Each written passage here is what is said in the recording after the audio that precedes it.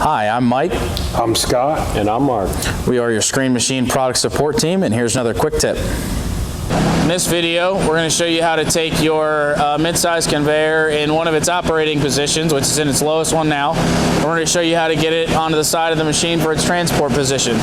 So, like I said, we've already got it in its lowest setting. If it's not in its lowest setting, lower it all the way down. So we're going to take this pin out here, the longer one on this side.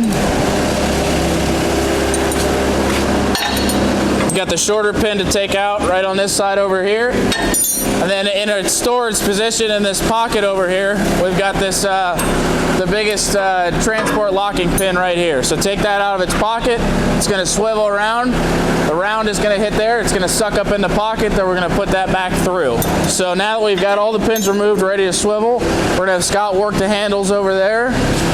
Make sure there's nothing in the way. This will be swiveling all the way over to the machine.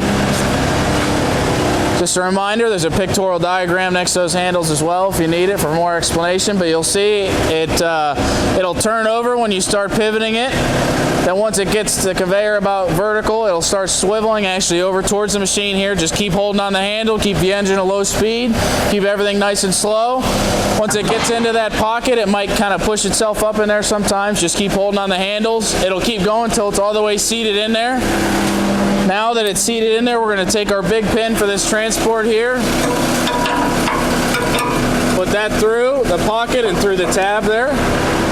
You got your other pins here.